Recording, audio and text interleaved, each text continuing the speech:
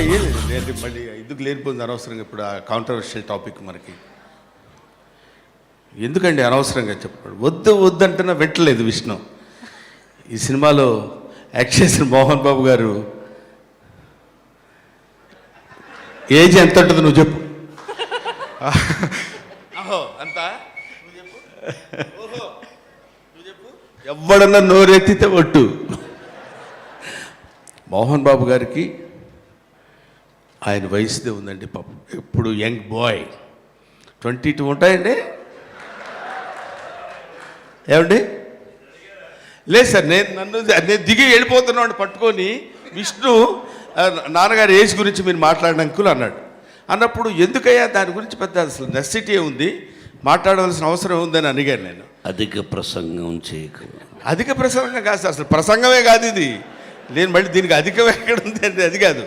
విషయం ఏంటంటే ఇప్పుడు వీళ్ళందరి గురించి మాట్లాడప్పుడు ఎవరో రమ్యకృష్ణ ఆంటీ అన్నారు, లేకపోతే సుమలత ఆంటీ అన్నారు, లేకపోతే మీనా డాక్టరు, ఇట్లా ఏదో అన్నారు కదా. మిమ్మల్ని ఎవరు ఏమీ అనలేదు, తెలుసుకుందామని కోరిక ఉంది అందరికీ. ఏమంటే మీ అందరికి కూడా ఉంది కదా. నేను బిఏ చదువుకునే రోజుల్లో ఎంతండి అప్పుడు ఏజీ చెప్పేది వినండి. నేను బిఏ చదువుకున్న రోజుల్లో రమ్యకృష్ణ, మీనా, సుమలత సినిమాలు తిరుపతిలో చూశాను. వాళ్ళు హీరోయిన్గా యాక్ట్ చేసేటప్పుడు నేను I was a student in arts college.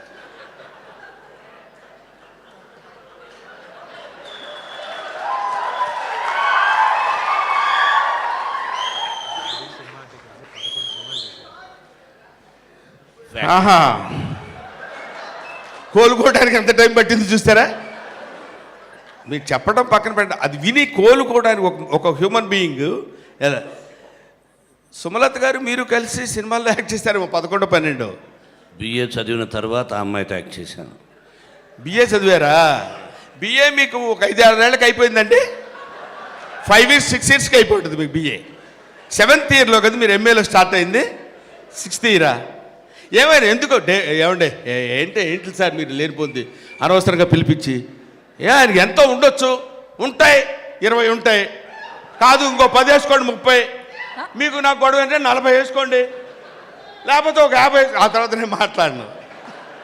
Thank you, all the best to make fun, that's all.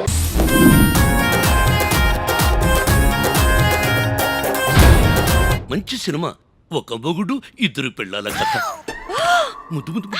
ఈ అల్లరి మొగుడికి ఒక కంచలాంటోడు తగలాలి, అప్పుడు సరదా తిరుగుద్ది.